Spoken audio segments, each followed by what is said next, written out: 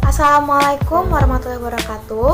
Halo semua, perkenalkan saya Tiara Aninka 3C NPMA 1G0 19054, mahasiswa pendidikan guru sekolah dasar Fakultas Keguruan dan Ilmu Pendidikan Universitas Bengkulu.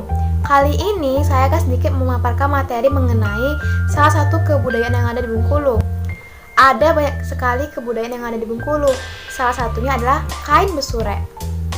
Asal-usul dinamakan kain besurek karena kain ini menggunakan motif-motif bertuliskan kaligrafi Arab. Kain besurek merupakan bahasa Melayu dialek Bengkulu yang artinya bersurat atau tulisan. Kain besurek terdiri dari dua kata, yaitu kain dan bersurek. Kata bersurek tersendiri pun terdiri dari dua kata, yaitu ber yang artinya mempunyai atau memiliki, dan surek yang artinya adalah surat atau tulisan. Jadi dapat dikatakan bahwa kain besurek adalah kain yang mempunyai tulisan atau surat. Kain besurek Bengkulu sudah ada sejak abad ke-16 bersamaan dengan masuknya agama Islam ke wilayah Bengkulu. Konon katanya, kain besurek diperkenalkan oleh para pedagang Arab dan para pekerja dari India. Dahulu kala, di beberapa kain, terutama untuk upacara-upacara adat, kain yang digunakan bertuliskan huruf Arab yang bisa dibaca. Tetapi, untuk sekarang ini, sebagian besar hanya berupa hiasan yang mirip huruf Arab. Namun, ada sebagian orang yang beranggapan bahwa kain besurek awalnya diperkenalkan pada masa pengasingan Pangeran Sentot Alibasa beserta para keluarganya dan para pengikutnya. Pada saat pengasingan, keluarga Sentot Alibasa membawa bahan dan peralatan untuk membatik.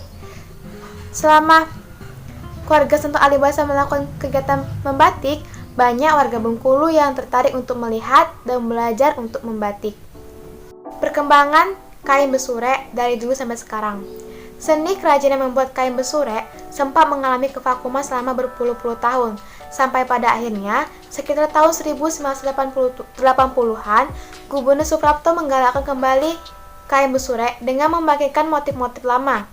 Salah satu langkah yang diambil adalah dengan mewajibkan para pegawai negeri sipil menggunakan pakaian dari kain besurek di hari-hari kerja tertentu. Di luar dugaan, ternyata langkah yang diambil Gubernur Suprapto pun berhasil membangkitkan kembali industri-industri kain besurek di Bengkulu, dan motif-motif kain besurek pun semakin berkembang. Pada awalnya, motif kain besurek berupa bercorak huruf Arab gundul, dan untuk upacara adat, kain yang digunakan tidak boleh sembarangan, serta bermotif tulisan Arab yang bisa dibaca. Sedangkan untuk kain besurek modern, kaligrafinya tidak memiliki makna. Dalam perkembangannya, kain besurek semakin memiliki motif yang beragam, dengan inovasi berupa ornamen bunga cengkeh, bunga Rafflesia arnoldi, dan lain sebagainya. Hal ini dilakukan untuk lebih memasyarakatkan kembali kain besurek. Penggunaan kain besurek pada awalnya sangat terbatas, hanya digunakan untuk upacara-upacara adat tertentu. Contohnya sebagai pengapit di upacara pernikahan, sebagai hiasan ayunan di upacara cukur bayi, dan sebagai penutup jenazah di upacara sampiran talik. Tetapi seiring waktu perkembangan kain besurek sangat pesat.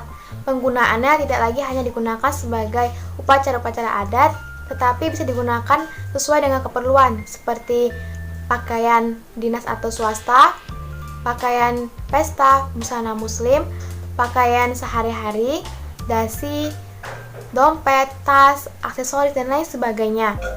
Dengan beraneka ragam perpaduan desain motif flora, fauna, ornamen rumah tradisional, dan lain sebagainya.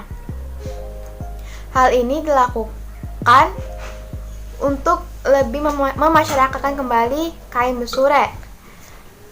Ada beberapa motif dari kain besurek, yaitu kaligrafi, motif Rafflesia, motif burung kuawa, motif relung kaku, dan motif rembulan.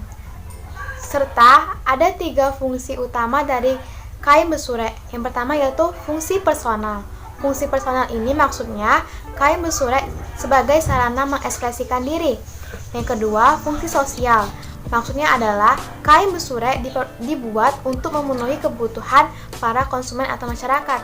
Dan yang ketiga adalah fungsi fisik, yaitu suatu ciptaan objek kebendaan yang berfungsi sebagai wadah. Demikianlah materi yang saya sampaikan, semoga bisa menambah wawasan bagi kita semua. Terima kasih. Wassalamualaikum warahmatullahi wabarakatuh.